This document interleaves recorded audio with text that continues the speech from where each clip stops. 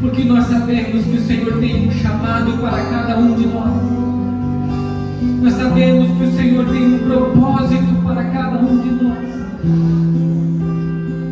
Sabemos que fomos escolhidos pelo Senhor.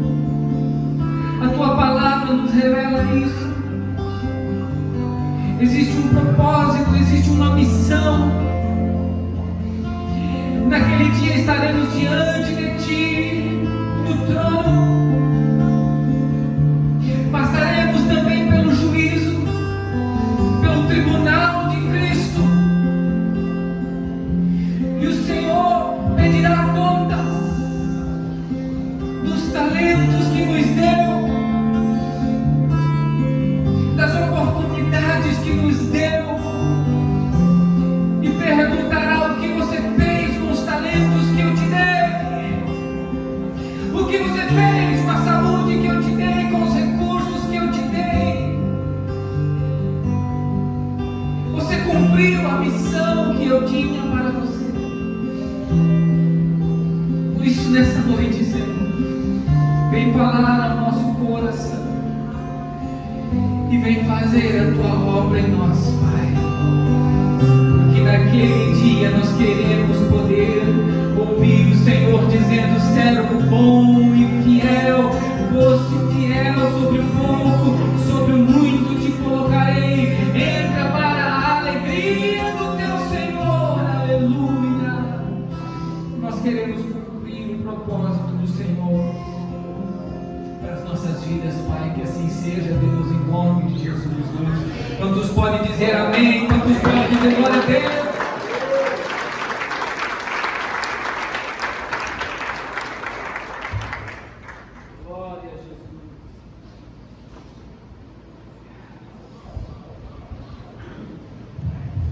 Aleluia. Vamos ficar de pé mais um pouquinho para você esticar as pernas e ler a palavra em Juízes, livro de Juízes, capítulo 6.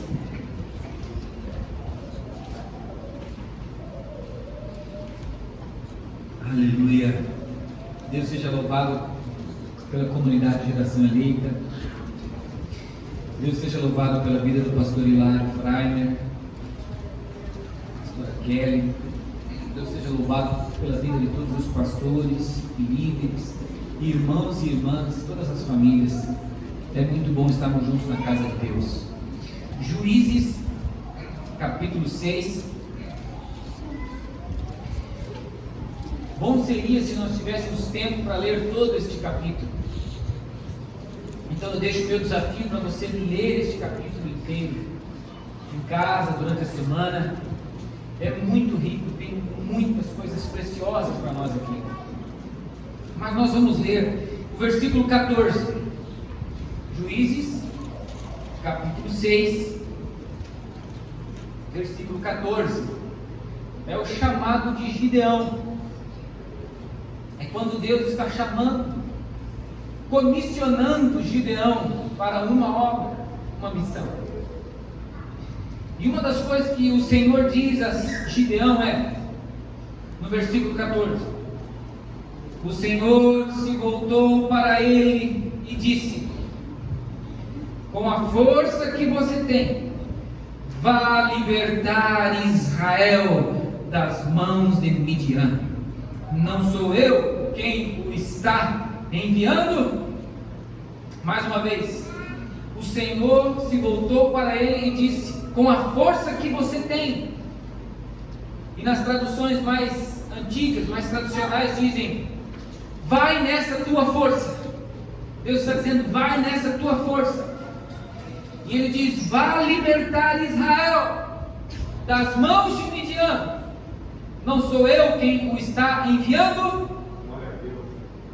Quantos podem glorificar a Deus por sua palavra? Tome o seu assento, adorando a Deus.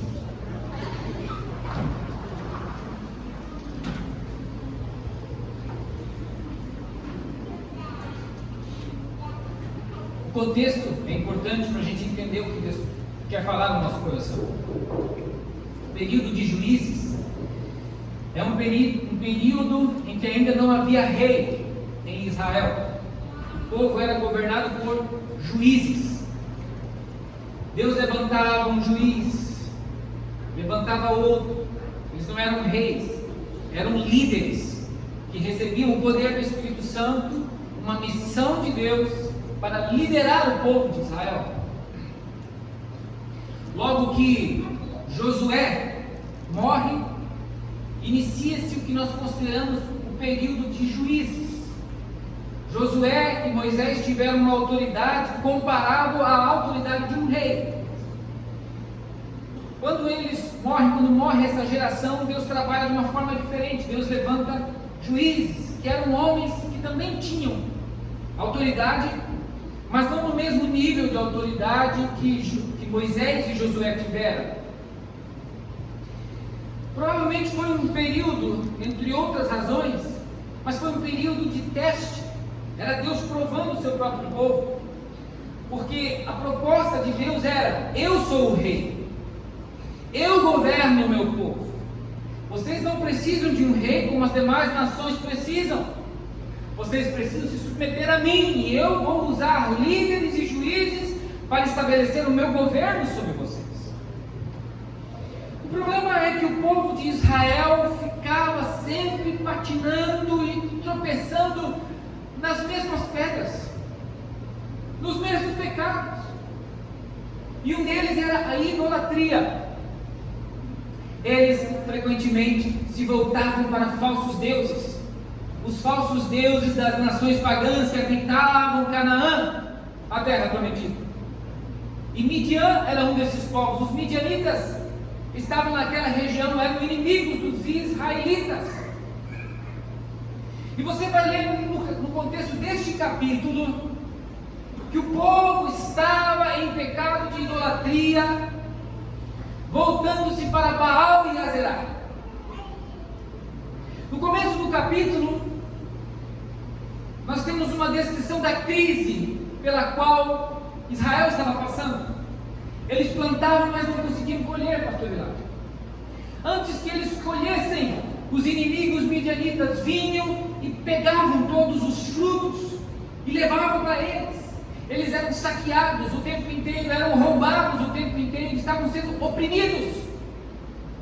Seus inimigos eram mais fortes, eram mais poderosos, o exército inimigo era mais bem equipado. E o texto chega a dizer que o povo de Israel foi reduzido a um sofrimento, a uma dor e uma pobreza muito grande. Até seus animais eram roubados, eram levados.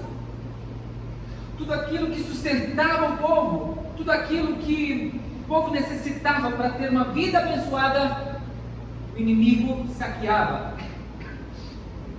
Então, o povo tem um relato do próprio Deus no início do capítulo. Deus levanta um profeta, a palavra não revela o nome desse profeta. E esse profeta diz o motivo pelo qual Israel está passando por isso. Vocês estão passando por isso, diz o Senhor, porque vocês estão pecando contra mim. Vocês estão se voltando para falsos deuses. Então o relato continua e chega o chamado de Gideão. O anjo do Senhor apresentou-se a Gideão. E quase sempre quando essa expressão aparece no Antigo Testamento, o anjo do Senhor, é uma expressão daquilo que a teologia chama de aparições pré-encarnadas do Verbo, que é Jesus. É uma forma como Jesus se apresentava, uma espécie de teofania. O Verbo ainda não havia se feito carne, mas ele se apresentava vez por outra de forma visível, para que ele pudesse comunicar o que Deus tinha para falar. Quando essa expressão aparece, o anjo do Senhor, geralmente se refere ao próprio Jesus, o Filho de Deus, o Verbo. Entendemos isso porque frequentemente ele recebe e ouve palavras que só Deus pode ouvir e receber e aceitar. Se fosse um anjo, ele recusaria. Você vai ver na Bíblia passagens em que anjos se apresentam para pessoas e as pessoas vão adorá-lo e o anjo não aceita. O anjo não aceita receber a adoração, porque a glória e a honra pertencem somente a Deus. Quando essa expressão aparece, o anjo do Senhor, e quem está conversando com ele fala ou apresenta coisas que somente se fala, se faz ou se apresenta a Deus, e o anjo do Senhor aceita, não recusa, é porque era uma aparição pré-encarnada do Verbo eterno de Deus. É Deus falando com Gideão. E o que é que Gideão estava fazendo quando Deus se apresenta? Quando o Senhor se apresenta? Estava malhando trigo no lagar, escondido. O lagar era um lugar de se prensar uvas para fazer vinho, não era lugar para malhar o trigo. Mas por que Gideão estava malhando o trigo no lagar? Porque ele queria se esconder. Ele queria pegar o trigo, trabalhar no trigo, para poder usufruir do trigo para o sustento da sua família, para o pão de cada dia. Mas ele tinha que fazer isso escondido dos midianitas, para que ele conseguisse pelo menos botar na mesa e comer. Ele está com medo, ele está escondido, ele está demonstrando sua situação de fragilidade, mas ele está com as mangas arregaçadas, ele está trabalhando, ele está lutando pelo pão de cada dia. E é nesse momento que o anjo do Senhor aparece a ele, debaixo do carvalho de Ofra, que pertencia a Joás, pai de Gideão. E o anjo do Senhor diz: o Senhor está com você, servo valoroso. O Senhor está com você, servo valoroso. Gideão não estava sentindo que Deus estava com ele. Ele sentia-se desolado. Ele sentia-se sozinho, porque ele estava também passando pela mesma crise que todo o povo estava passando. Ele não estava vendo a mão poderosa de Deus agindo. Ele estava tendo dificuldades. Ele estava tendo que malhar o trigo escondido no lagar. E ele não estava se sentindo um guerreiro valoroso. Que guerreiro valoroso é esse que está aqui malhando trigo escondido no lagar? Mas Deus apresenta-se a ele e diz exatamente isso: o Senhor é contigo, servo valoroso. Deixa eu desconstruir um mito aqui. Há muitas pessoas que dizem: os pastores é que são homens de Deus, eles que estão lá na frente, eles é que têm fé, eles é que têm uma unção especial, eles é que têm chamado, eles é que são guerreiros e servos valorosos. Mas Deus está vindo ao seu encontro nessa noite e está dizendo: você também, você também, você também. O Senhor está contigo, servo valoroso. O Senhor é contigo, serva valorosa. Gideão vai dizer: eu sou o menor. Eu sou o menor da tribo do meu pai, da família do meu pai. Quem sou eu? E Deus está dizendo: é você mesmo, é você mesmo, é você mesmo. Talvez você esteja dizendo isso: quem sou eu? Eu não posso, eu sou incapaz, eu sou pequeno, eu sou limitado. E Deus está dizendo: é você mesmo que eu estou chamando, é você mesmo que eu quero. Eu tenho um propósito para a sua vida, eu tenho uma missão para você cumprir, eu tenho um chamado para você. Aleluia. O Senhor é contigo, servo valoroso. Vai nessa tua força. Que força, Deus? É sobre essa força que eu quero falar. Que força é essa? Primeiro, é a força para lutar pelo pão de cada dia. Gideão estava ali lutando pelo pão de cada dia para sustentar a sua família.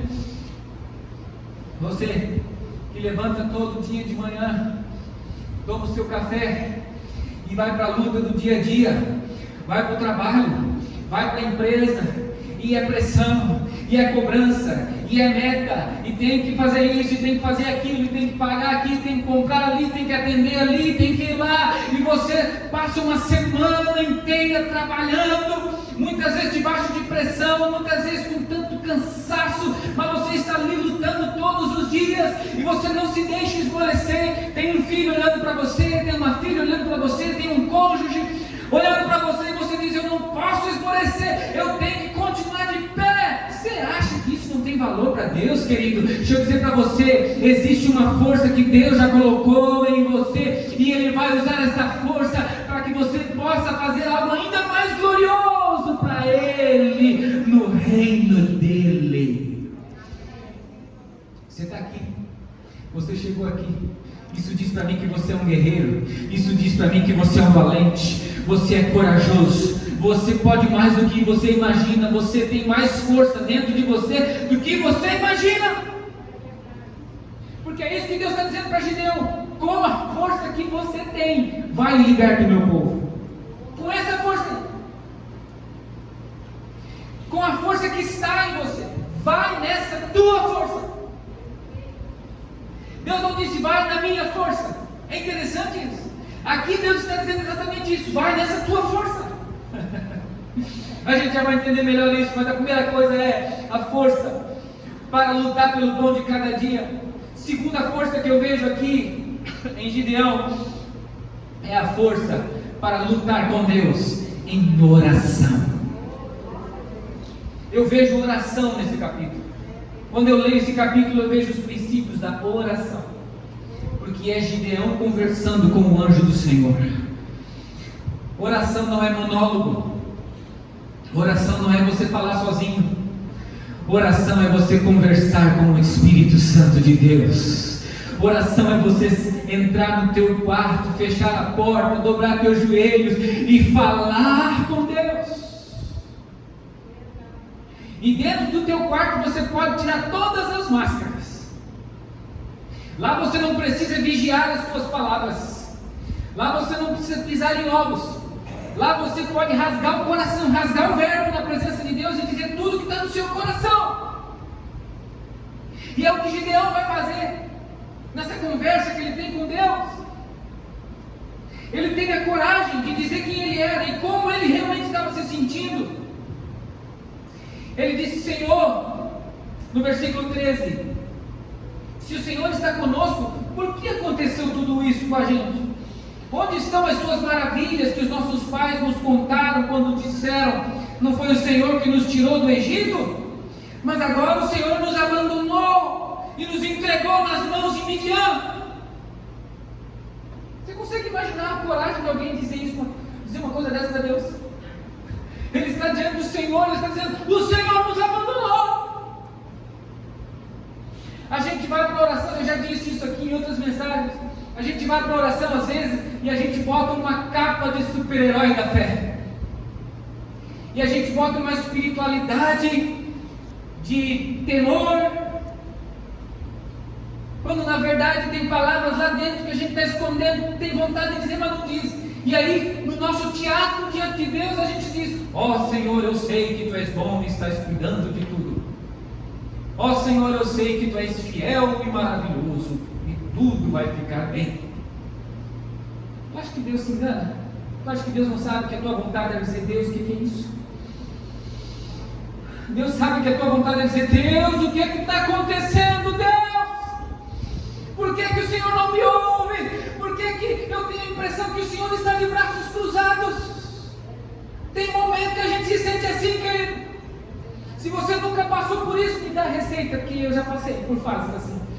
Eu já tive fases de me trancar no carro, de me trancar no quarto, e ali eu rasguei meu coração para Deus. Tem momentos que a gente tem vontade de gritar. Só que Deus é tão maravilhoso que Ele sabe que você o ama. Não se trata de um desrespeito, não se trata de desonrar a santidade de Deus, não. Ao mesmo tempo que você tem vontade de rasgar o coração, você sabe, você não duvida da palavra, você nem por um segundo duvida de quem Deus é. Você sabe que Deus é bom, você sabe que Deus é amor, você sabe que Deus te ama, você sabe que Deus é fiel, você sabe, você respeita isso, você crê nisso, mas ao mesmo tempo, algo em você está pedindo por algo mais, algo em você está doendo, está clamando, e não adianta esconder. É aí que você entende os salmistas. Você vai ver salmos, os salmistas brigando com Deus. Por que te conservas longe, ó Senhor? Por que não nos ouves? Porque estás... levanta-te, ó Senhor, como se Deus estivesse deitado. Levanta-te, ó Senhor. Já é tempo de operares, ó Senhor, como se Deus estivesse atrasado. Mas eles têm coragem de falar. Sabe qual é a força que Deus viu em Gideão? A força para lutar pelo pão de cada dia? Sim, mas ele também viu a força para lutar com Deus em oração. Lembra de Jacó lá no vale de Jaboque? Lutando com o Senhor? Oração também é luta, oração também é batalha. É você se trancar com Deus e dizer: Deus, eu preciso de Ti, eu preciso da Tua misericórdia, meu coração está ferido, eu não estou entendendo nada, me ajuda, Senhor. Rasgue o coração, seja sincero, derrame a verdade da tua vida aos pés do Senhor Jesus. Que aí, querida, se tem alguém que sabe entender você, é o Senhor, é o Espírito Santo. Ele sabe entender você. Gideão vai dizer isso, vai dizer no versículo 15: ah, Senhor, como posso libertar Israel? O meu clã é o menos importante do Manassés, eu sou o menor da minha família. No 36 ele diz: quero saber se vais libertar Israel mesmo. Eu já tinha dito que ia, e ele pergunta: vai mesmo? Gideão teve essa coragem de abrir o coração na presença de Deus.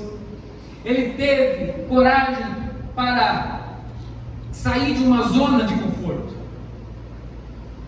É incrível como nós temos a facilidade de achar uma zona de conforto, mesmo que seja no momento da crise, mesmo no momento mais difícil.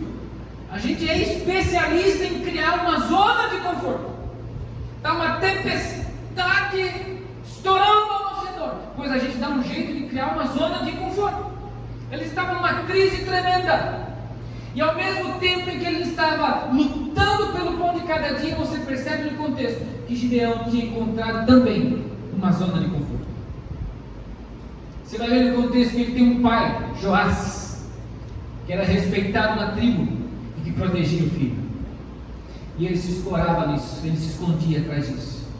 Ali ele se sentia seguro e ele queria não mexer com aquilo que ele sabia que estava errado. Meu pai está adorando Baal, meu pai está adorando Azerá, mas meu pai me protege. Eu vou ficar no meu cantinho, não vou mexer, não mexe com quem está quieto. Ele encontrou uma zona de conforto para ele. Quantas e quantas vezes eu vejo pessoas assim, a família está sofrendo, às vezes está quase perdendo o filho, quase perdendo a filha, quase perdendo o casamento, e não é capaz de fazer um propósito para romper, para fazer uma campanha de jejum, de consagração, para fazer uma campanha de batalha espiritual, para lutar. Não, ele se acomoda. Ele vê o mundo ao redor dele ruindo, pois ele não faz nada. Como assim? Rompa com a zona de conforto, porque ela está matando você, ela está sufocando você, ela está te afastando do melhor de Deus para a sua vida. E dentro desse mesmo ponto, deixa eu tornar agora mais específico, você precisa romper com o pecado, você precisa dar as costas para o pecado. Deus não vai usar Gideão enquanto ele não quebrar o altar de Baal, enquanto ele não quebrar o poste sagrado de Azerá. Primeiro, Gideão, vai lá. Primeiro, Gideão, quebra o altar de Baal, quebra o poste sagrado, faz um novo altar ao meu nome, sacrifica o meu nome, depois você vai libertar o povo. Deus já tinha visto força em Gideão. Deus já tinha dito que ele era um servo, um guerreiro valoroso. Deus já tinha dito que ele não estava sozinho. Mas peraí, com o pecado junto não dá, com a idolatria junto não dá. Com falsos deuses junto, não dá. Deus não vai negociar isso. Você precisa romper com a zona de conforto. Você precisa romper com o pecado. Levante-se em nome do Senhor Jesus, arrependido e decidido a mudar. Quebra o altar idólatra, quebra. Não pode ter jeitinho, não pode ter negócio. Afaste-se, não brinque, fuja, feche todas as portas. E Deus então poderá fazer algo extraordinário na sua vida. E esse extraordinário de Deus, por incrível que pareça, o ponto inicial para isso tudo e a matéria-prima para isso tudo já está em você. Deus já colocou em você aquilo que Ele mesmo vai usar para fazer algo totalmente novo na sua vida. Por isso que Ele disse, eu vou voltar nesse ponto agora. Ele disse, vai nessa tua força. Deus já colocou em você aquilo que Ele mesmo vai usar para começar a fazer algo novo na sua vida. Existe uma força, existe uma matéria-prima de Deus em você, e Ele vai usar isso. Você nem faz ideia talvez, mas já está dentro de você. Vai nessa tua força. Você não faz ideia do potencial que Deus colocou na sua vida. Você não faz ideia do que Deus pode fazer através de você. Do teu jeito, com o teu temperamento, com as tuas características. O que é problemático você vai consertar.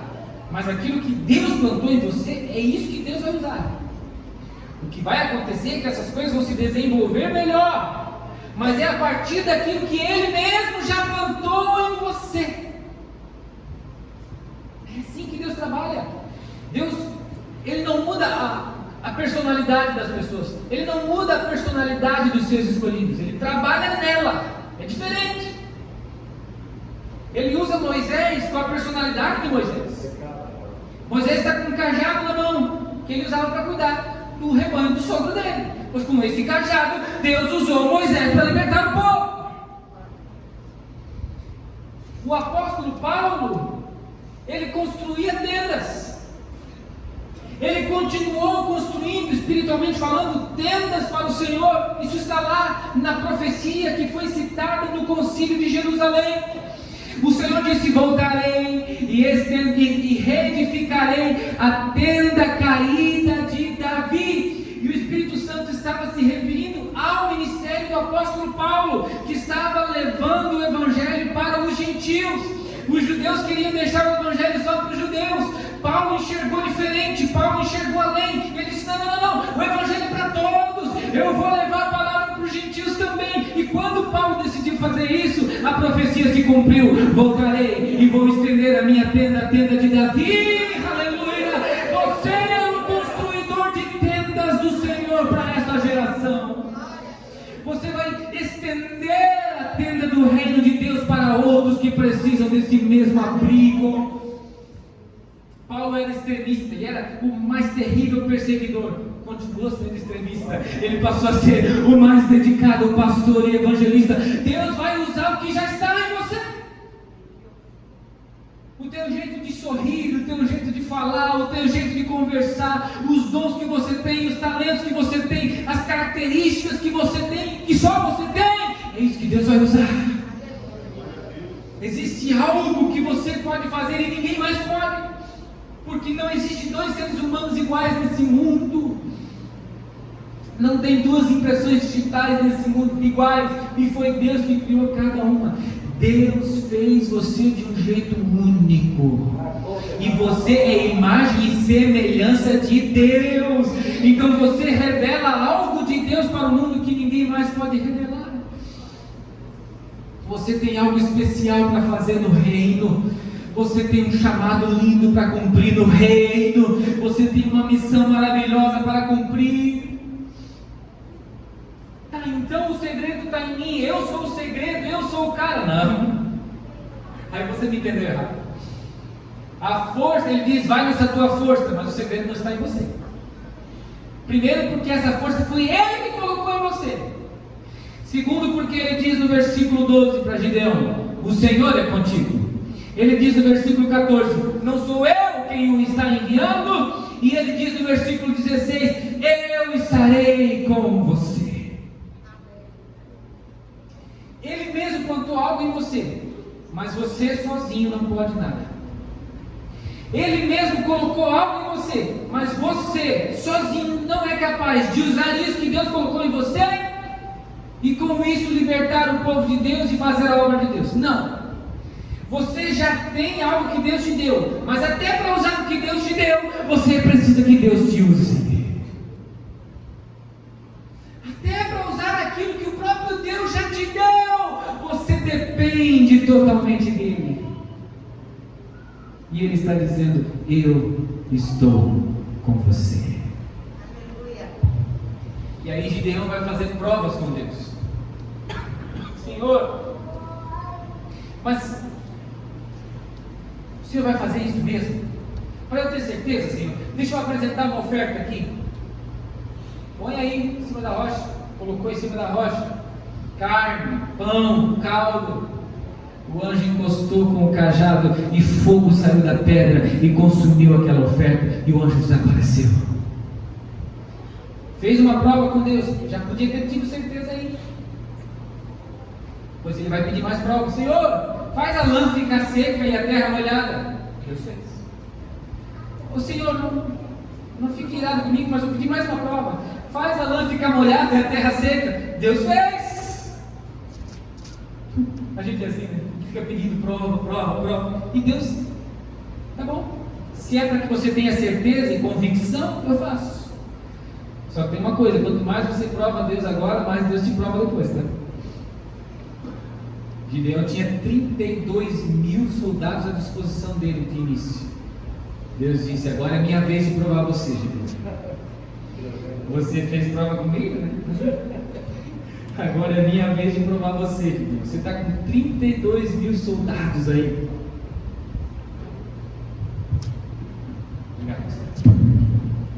Muita gente,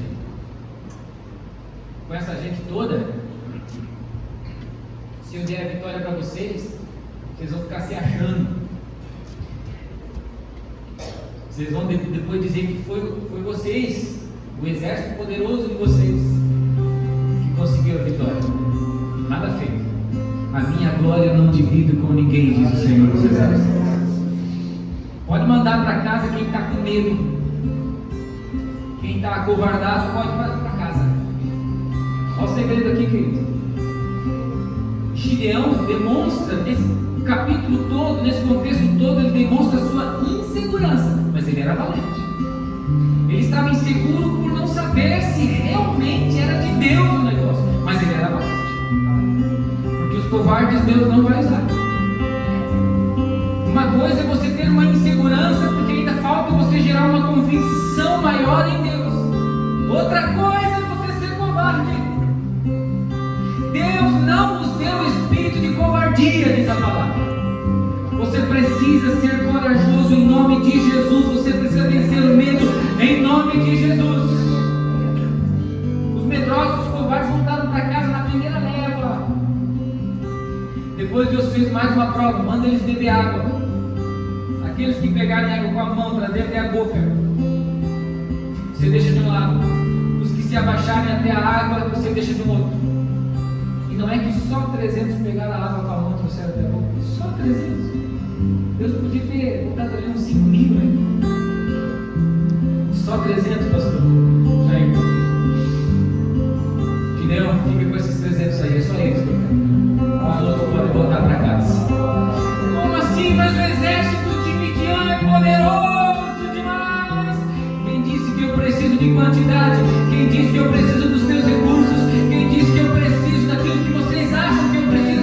Quem disse que eu dependo das ferramentas de vocês? Não, eu sou Deus, eu posso todas as coisas por mim mesmo. Aleluia! Eu uso o que você tem, porque eu quero usar, mas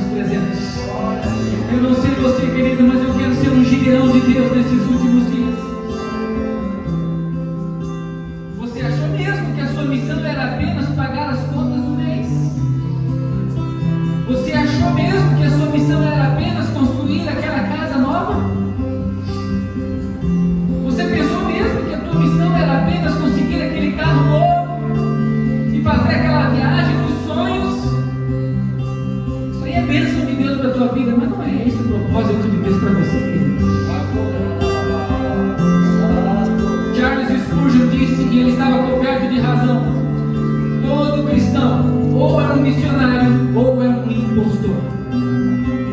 Se é todo cristão, ou ele é um missionário ou ele é um impostor. É mentira que dizem que missões se faz ou orando, ou contribuindo, ou indo. Não. Missões se faz orando e contribuindo e indo. A única ressalva é que nem todos foram chamados para ir para terras distantes, mas o ide de Jesus é para todos. Tem alguém do outro lado da rua onde você mora esperando por você. Ide. Tem alguém que trabalha com você no mesmo ambiente. Ide. Tem alguém que mora debaixo do mesmo teto. Ide. Tem alguém que tem o mesmo sobrenome da tua família. Ide. Levante o nome do Senhor Jesus. Vamos ficar de pé agora, que eu quero desafiar os presentes aqui. Senhor, o Senhor vai me dar uma grande lança, uma grande espada? Não. Pode ser uma tocha, uma trombeta. Como assim, Senhor? Vencer guerra com tocha, com trombeta? Aleluia. Eu sou o Senhor, eu estou enviando você, eu estou contigo, eu vou fazer. Aleluia. Andar e relar, baixeira, canara, cabaça. Você será abençoado, você vai desfrutar do melhor de Deus. A Bíblia diz que o próprio Gideão prosperou muito, ele teve muitos filhos, ele deixou um legado para os seus filhos, ele teve uma vida abençoada, mas ele cumpriu uma missão, ele libertou o povo de Deus. O inimigo está roubando, o inimigo veio para matar, roubar e destruir, e ele não brinca em serviço. Ele está roubando o sustento do povo de Deus. Ele quer minar o sustento do povo de Deus.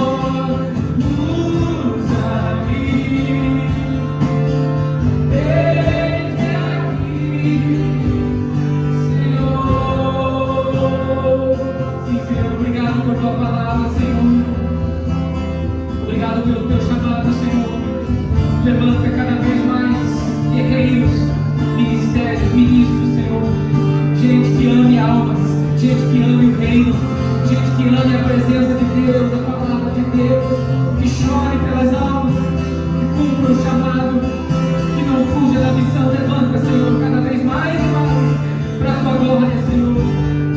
Em nome de Jesus, Pai, abençoa os teus filhos, abençoa este exército, abençoa os teus presentes, Senhor. Obrigado, Jesus. Fomos chamados, fomos escolhidos. Obrigado por esta honra. Te louvamos, te agradecemos e te bendizemos. Eis-nos aqui, Senhor. Envia-nos. Aplaudir porque a glória de Deus.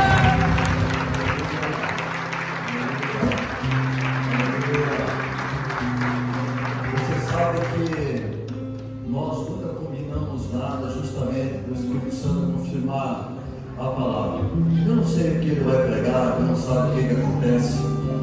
Eu preciso, nesta noite, orar, porque antes, pastor Éder, às 5 horas da tarde, nós fizemos uma reunião com os voluntários que vão estar nos ajudando. Só para você ter uma ideia, nós estávamos lá e reunidos com essas pessoas, lá tinha gente escorrendo assim no calor. Eu não tenho esse problema, mas tinha gente ali escorrendo. E na hora que a pastora Kelly começou a levantar a oração, o clamor desceu um fogo. E eu vi gente aquebrantada ali, do prazer de poder servir. E eu gostaria que essas pessoas que estavam nessa reunião conosco ali viessem à frente. Eu vou pedir ao pastor Kelly fazer uma oração para esses líderes que receberam esse treinamento. Vem para frente, participando dessa reunião. Vem para cá. Vem para cá, vem para cá.